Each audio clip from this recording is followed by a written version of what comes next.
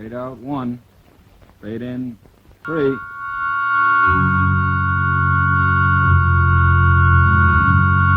Pizza Flix Television Division presents Suspense.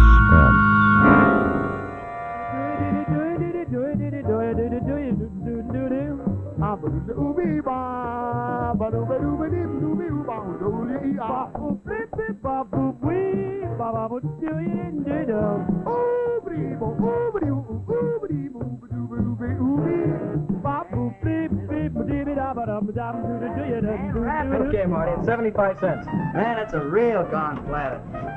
Marty!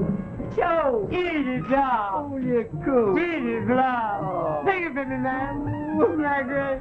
Guess where I was, Marty? Yes. Down in Box City, and that dog did. Oh, man, is he crazy? He nearly killed me. Oh, that band is real crazy. I'm going down there now and talk to Bob. Now you're with me. Hey, wait a minute. Good change. See you later, Marty. You know, I still can't figure out what you guys are saying. Oh, it's easier once you get that rhythm. I think I'll take a walk down the street and get my hair cut. Your feet are still open. Okay, Mr. Brockman. Say, I've been thinking, Mr. Brockman, did you really mean what you said the other day about the shop? Why, yes indeed I did, Fred, yes indeed. I feel sure that this work is going to be too hard for me soon, and you're just the boy to carry on. Well, I haven't got much saved yet, Mr. Brockman, but if you let me sign a note, I'll pay you just as soon as I can. Well, now, we won't worry about that. I'm sure that we'll be able to figure out something, Fred. Oh, you're a good boy, Freddie, a good boy.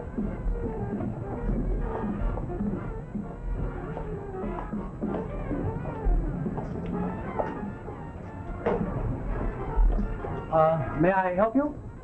How do you do? Classical, isn't it? I beg your pardon? It's a game I play, trying to guess the kind of music a customer wants before he tells me. You see, we call ourselves a Be-bop Alley, but we've got classics here, too. Mozart, Bach, Beethoven. I see, you're quite correct in the way. I am very fond of all those composers, but I don't want any records just now. Oh, that is, well, I do in a way, but what I wanted to ask you now is this your place? No, this place belongs to Mr. Brockman. I just work here. Oh, I do most of the selling, though. Mr. Brockman, he's really the boss, but he sort of takes it easy. I see. Is he away for the night? No, he's just gone out to get a haircut. I see. Well, you probably know all the stock here pretty well, don't you? Oh, sure. I don't mind saying there's probably not a record here that I don't know about or just exactly where to put my hands on it. So if there's anything you want, anything special, that is, like a collector's item or anything, you just let me know. You don't have to wait for Mr. Brockman. How late do you work? Well, I don't have any regular hours. I guess I could get off whenever I wanted to. You've got to help me. What do you mean? Could you use some money? Sure. Anybody can always use money, but... Do you know the Griffin Hotel? I've heard of it. It's on the other side of town, isn't it? Here's the address and room number. Come see me there as soon as your boss comes back and you can get away. Look, mister, I don't take money unless I know what it's for, so take it back, will you? Oh, Freddie. That music in the street again, it's loud enough to wake the dead. Hello, Mrs. Broder. Oh, look, Freddie, I can't stand it anymore. Can't you at least turn down the volume? Yes, I will, Mrs. Well, Broder. do it now, won't you? Why do I have to ask you the same thing night after Well, night? the control button's in the booth there, and I don't want to disturb the customer. Disturb the customer? Well, what about me? Don't I get disturbed? Gee, I was sitting upstairs in my room there all alone in this heat, and I was shaking. Look at me, I'm still shaking. I know, Mrs. Broder, but look, it's only 8 o'clock. I know what time it is, Freddie, but my nerves don't work by a clock. Gee whiz, I pay good money for that room upstairs. I'm certainly entitled to at least a little bit of peace. Of course you are, Mrs. Broder, but you know that I we've got... know, don't tell me you got a license. Yeah, a license to drive me crazy till 10 o'clock every night. Now, look, Freddie, I'm going to tell you something. If that noise don't shut down by 10 sharp tonight, you're going to hear from me. Now, this time, I'm really going to do something about it. Now, I mean it. Remember, this is my last warning. Thought I'd pick up these while I was here. Okay. You like bebop? Well, something new. I'm always interested in new types of music, even if I don't always like them. Here. Take it out of this. It's all right, isn't it? You will come tonight, won't you? I don't know, mister. You've got to help me. It's desperately important. You've got to help me. Promise you'll come. Griffin Hotel, room 317. I need your help. I'll be expecting you as soon as you can get away. And don't say a word to anybody. Please. Excuse me. Hey, Joe, turn down that volume, will you? Hey, mister! Ready, boy, wait a minute. I won't latch on to this now. Bucket it. Now, look, here's the bit. I'm going to cut out, but I'll be back later. Maybe you can go out and brew up. Okay. You with me, man? Yeah. I'll take you later.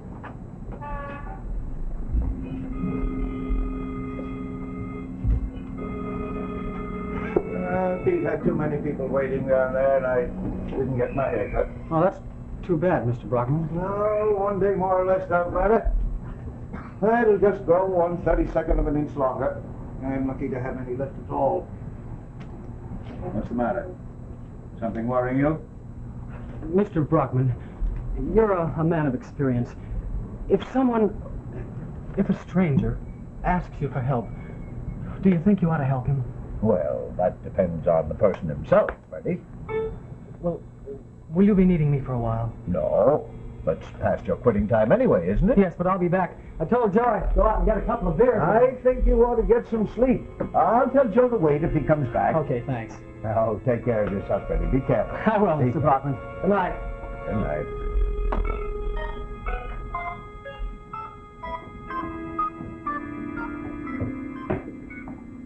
Evening. Hi. Hey! Where are you going? 317. Mr. Evans? Yes, Mr. Evans. Come in. He expecting you? Yeah. Okay. Say, What's he like? why don't you ask him?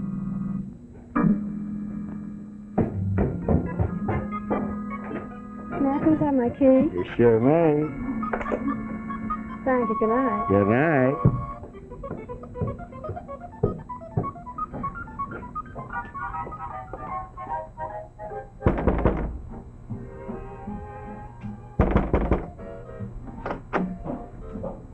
Is, Mr. Evans in there? What do you want? Mr. Evans is expecting me. Is he in there? I'm from the music store. No.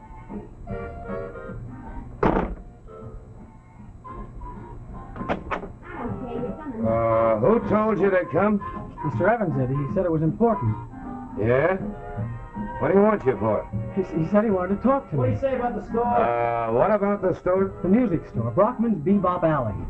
Oh, yeah. Come on in.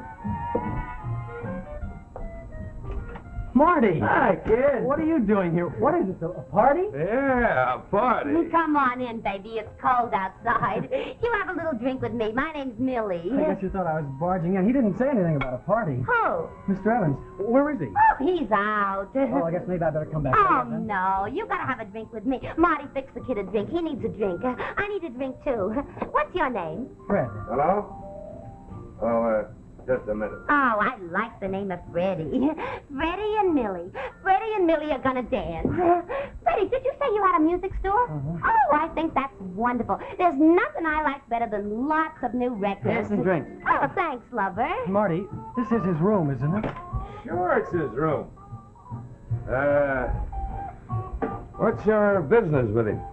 Well, nothing special, except he gave me some money and... Well, I guess maybe I don't have to see him now. I mean, not tonight. I guess I'd better go. Hey, no, we can't let a fellow go with only one drink. No, I don't want any... Oh, sure you do. You got to drink with Millie because Millie doesn't like to drink alone. No, I don't... Mr. Evans, you said he was... I said he was out, passed out like a light. Poor Mr. Evans. He had too much to drink and he couldn't take it. Oh, where's my drink, Marty? I want to talk to Mr. But Evans. you can. He's passed out. Come on, let's dance. Yeah. Oh, look out, you big I'm sorry. dope. Making it. Oh, you poor cold. That's all right. I'd better go. What did Mr. Evans want you for, kid? He said he wanted to tell me something. Yeah? What about? Didn't say. Just said it was important. Uh-huh. What else he say? Just said he wanted to talk to me. Marty, did you know? So you come here just like that, huh? He wants to ask you a question, so you come here. Well, he gave me some money. That's why I came. What is all this anyway? How did he get drunk so fast? He wasn't drunk when I saw him. Marty? Mr. Evans. He's not drunk. He's Down. He's out of it. Yeah. Get out. Get out. What did you do to him? Said he we'll find out. Now, maybe you'll talk now. What do you say, Mr. Evans? You wanted to tell this kid something. What did you want to tell him? Go on, kid, ask him. He won't talk till I Do you have to break the kid's arms? ask him what he wanted to tell you. 33 drums. 3 collectors drums. What's he talking about? He's out again. What'd he say, Tony? Enough.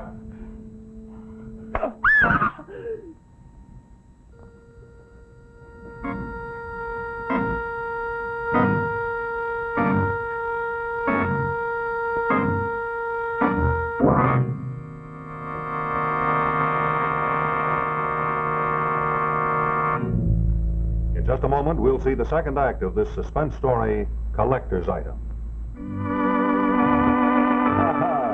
Yes, this is the day when everyone starts thinking about school days again. So during this brief intermission, I'd like to tell you a short story about an absent-minded professor and a lesson he learned. Now, it seems that our professor was in a great hurry to get to his first class of the new term. But our absent-minded friend had forgotten something. He'd forgotten to have water put in his battery. So the battery went dead, and the car wouldn't start. Well, now, if our professor had asked me, I could have told him that extreme loss of water is one of the principal causes of battery failure. And I also could have told him that if he had a new, dependable Auto-Lite stay-full battery, he'd have to remember to give it water only 3 times a year in normal car use. Now, friends, let me tell you why it works out like that. You see, in the ordinary battery, small particles keep flaking off the positive plates. So the ordinary battery has to have a large space in the bottom of the case to hold those particles. Otherwise, they'll get together and short-circuit the cells. But there's a big difference in the new Auto-Lite stay-full battery. In the stay-full battery, every positive plate has a fiberglass retaining mat protecting it, holding the active materials in place. Now there you see the fiberglass, the feature that gives a real advantage to the Auto-Lite stay-full battery. Whereas the ordinary battery requires this much extra space below the plates. The Auto-Lite stay-full doesn't need all that space, so we can take the extra space and use it to advantage by putting it up above the plates. Now if we pour electrolyte in both batteries, enough in each one to cover the plates completely, there's space left for extra water. But you see, an ordinary battery holds only this much extra water, whereas the Auto-Lite stay-full battery with that additional space above the plates holds over 3 times as much water. That gives over 3 times the liquid protection of ordinary batteries. And that's why you have to add water to your Auto-Lite stay-full battery only 3 times a year in normal car use. And say, here's another fact that you drivers should know about. In recent tests conducted according to the life cycle standards of the Society of Automotive Engineers, the Auto-Lite stay-full battery was found to give over 70% longer average life than batteries without the stay-full features. So you can see, it's really wise to buy an Auto-Lite stay-full, the battery that you only need to give water 3 times a year in normal car use. Well, to finish up my little story, was our friend the professor happy with his Auto-Lite stay-full battery? I'll say he was, because now he won't have any trouble starting his car and... Oh, say, Professor, do you realize you've forgotten something? You forgot your pants.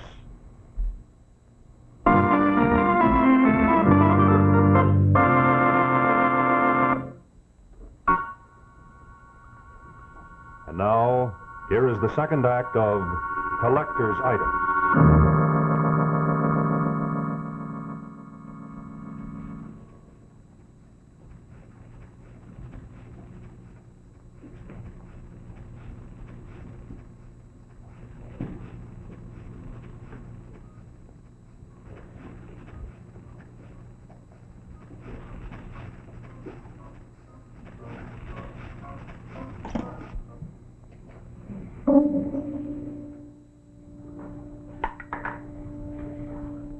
Mr. Evans.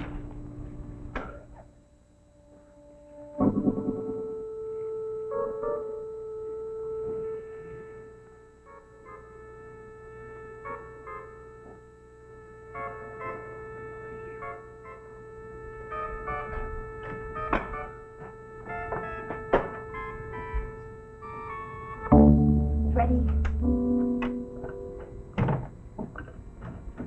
Freddie.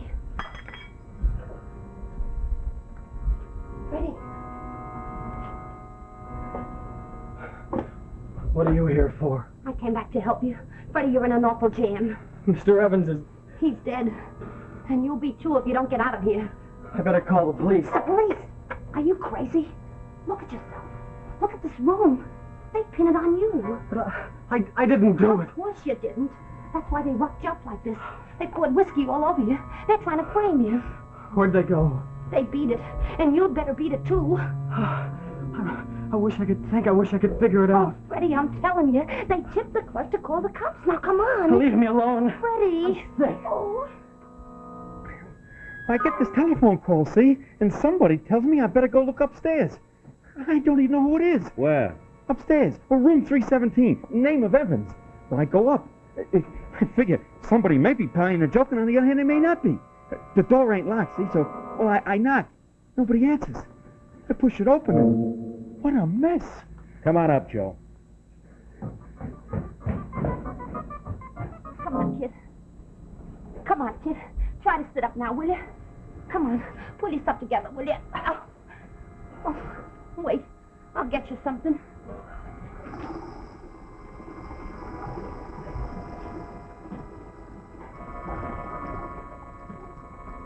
Here. Come on now, kid. Take Mama's word for it. You gotta get out of here. What did they hit me for? Why did they do that to Mr. Evans? Freddie, take my word for it. You're on an awful spot. They made you the fall guy. You got no time to ask questions. Why did you come back? Come on, Freddie. You gotta get out of here. I'm doing you a big favor, kid. I don't want your big favors. Freddie! Oh.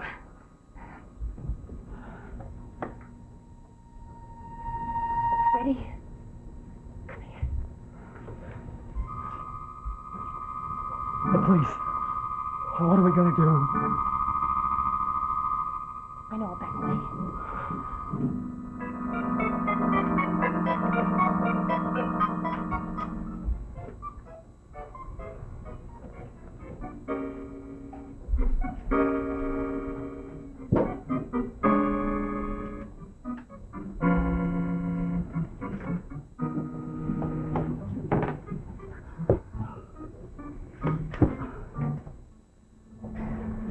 Look, kid. Try to sit up now, will you?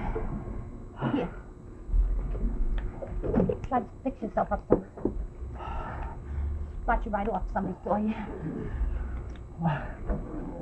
Why are you doing this for me? I don't know. Maybe it's because I like Be-bop. Who are you, Millie? Me? Nobody. I just happened to be going around with some of them. You were there in that room with them. I said I'd play along with them. But this business tonight with Evans, I never expected that. I never got mixed up in anything like that before, and I don't like it. I don't like it. Rye, make his a double. I don't like what they were trying to do to you either, framing a kid like you. Why did they do it? Why did they torture Evans? Maybe they were trying to find out something. What? I don't know. I figure maybe he had something on them. Maybe they were trying to find out what he knew. Is that Tony, the boss? Tony? That mug? He takes orders. If I could just figure this thing out. Who was Evans? What did he know? I don't know. You better start thinking about yourself.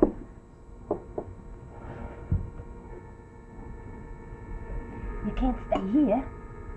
As soon as Tony finds out you got away, he'll be looking for you just like the cops. He'll be looking for me, too. Evans kept repeating something about drums and collectors and... What was all that? I don't know. Unless maybe it had something to do with records. Collector's items. It must have had something to do with the store. What's the matter? My wallet's gone. I must have left it up in that room there. Hey, you can't go back there. No, I guess not. I better get back to the record store. Why? Because I think I know now what Evans was trying to tell me. You wait here. I can't. Tony will be looking for me. I won't be long enough. Please wait for me. Be careful. Okay. Oh, what did I let myself in for? Yeah, I don't know how he got out. It was as sweet a frame as you could ask for, but he got out of it. Yeah, I tried to find out, but I couldn't get so much. Yeah, Marty's on his way right there now. Yeah, okay, I'll be along. Yeah, I'll be right there. You know, Mr. Brockman, I always used to tell my husband, may his soul rest in peace, that companionship is the happiest aspect of man. You're so right, Mrs. Broder. Oh, I hope I'm not keeping you from your work or anything. I wouldn't want to interrupt your work. No, it's not closing time anyway. Oh, goodness, I didn't realize it was that late. Mr. Brockman, I've got to talk to you. Oh, now, Freddie, you're very rude. I'm sorry, but there's something I have to tell I'm you. sure it can wait until Mrs. Broder and I finish talking. Oh, I can leave. Oh, no, I wouldn't think of it, Mrs. Broder. Well, I did want to ask, I hope you won't misinterpret this, but I was wondering whether you'd like to come upstairs later for a little light refreshment, you know, potato salad and glass of beer and cold cut time. Maybe more myself. I never eat any of that Lord delicacy.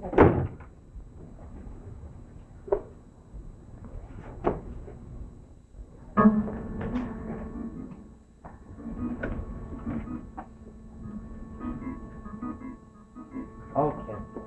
You know, I always make a roast beef over the weekend. Mr. Brockman, what did he want? Who? Marty? Yes. Oh, he came to ask if my last Gillespie shipment had come in yet. Why? Because earlier Fred, tonight... I think you owe Mrs. Broder an apology. I thought you had better manners than to interrupt the conversation. Oh, never mind. I was on my way anyway. I'll see you upstairs later then. Well, I should be delighted, and thank you so much. Till later then. Until later. I didn't mean to be rude, Mr. Brockman, but I'm in terrible danger, and Marty is part of it. Marty? Why, he's your friend. He and some other men tried to frame me for murder. They've got the police after me. Police? Fred, why should the police be after you? Freddie, you've been drinking. No, I was, Mr. Brockman, but I'm all right now. No, Fred, I've got to close the store. You just sit down and you'll be feeling better.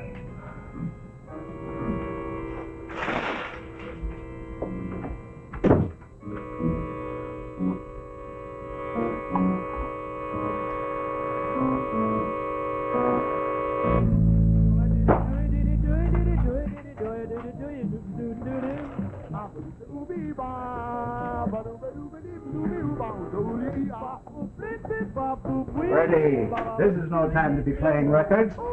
Shut off that machine now. Mr. Brockman, I'm afraid we're in terrible danger. Mr. Evans was killed, and Marty was part of it. They tortured him, and then when I came into the room, they made it seem like a party until I saw what it really was. And before he died, Mr. Evans kept talking about drums, something about drums and collector's items, and I'm sure he must have meant these records, these collector's items. Your records, Mr. Brockman. There's something in your records that made a man die tonight.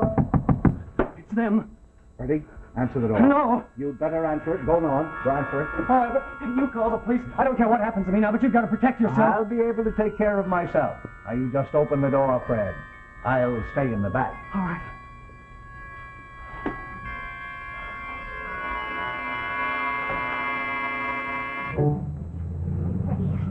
I couldn't wait. I had to come. You gotta get out of here. Billy, I've got to take the chance. I'm so close now. I've got the records. I'm sure they're the right records. Well, take them and go. I can't. If I could only remember what else he said. Well, Freddie, can't you play them someplace else? Where? I don't know, any place. No, come on in the booth. It won't take a minute. They'll be here any minute. It's almost 11:30. 30. That's it. 33. Are you wacky? Drums. Evans said drums. This whole series is called Drums. And then he said 3-3. He must have meant 33. 33 revolutions per minute. Now, all these records are 78 RPM, and that's the way that I've been playing them. Listen. And you see? They sound just like ordinary bebop. But now, if I try them at 33... You're a very smart boy, Freddie. Fred, he's one of them. He came to see them this week. Mr. Brockman, he's my boss. It's very foolish of you to come here, young lady. And as for you, Fred, I didn't expect you back at all. As a matter of fact, you should be in the hands of the police now, accused of the murder of Evans. You knew about Evans? Why, of course. He was a government agent. He'd found out a few things, and he was snooping around trying to find out more. Freddie, he's the one that gave the orders. The young lady is quite right. You had him tortured. Well, we had to find out what he knew. Poor little Freddie. Why, if you'd minded your own business, nothing would have happened to you. The others will be here soon, and by tomorrow morning we will all be gone. Everything. Everyone. And then there will be nothing left but a deserted record shop. That record, what is it? It's one of a set of a series for Brockman's Be-bop Alley. Freddie, play it at 33.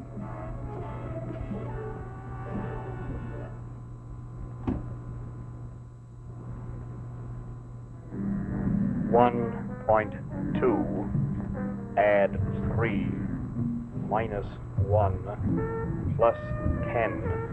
You know what that is? 4. It is a key. A key to the military code of this country. A simple Be-bop record that can be shipped all over the world without suspicion. Now, Fred, play it at 78. Add 3 minus 1. Oh, why won't you let us go? We don't know anything about this. We're not even interested. Just let us go and you'll never hear from us again. You won't have long to wait. The others will be here soon.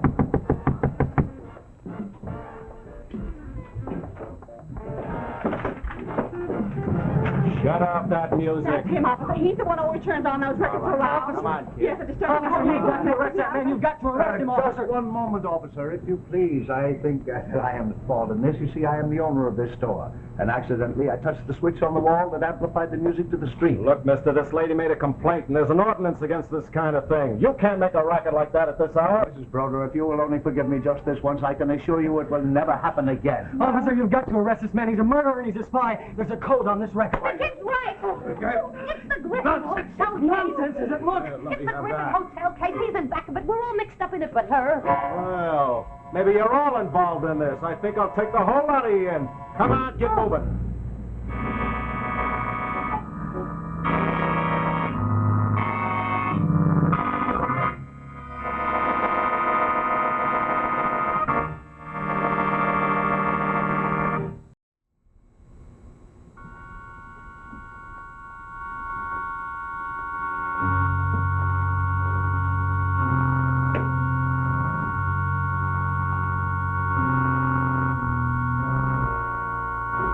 Next week, our suspense story will be Robert Louis Stevenson's Dr. Jekyll and Mr. Hyde.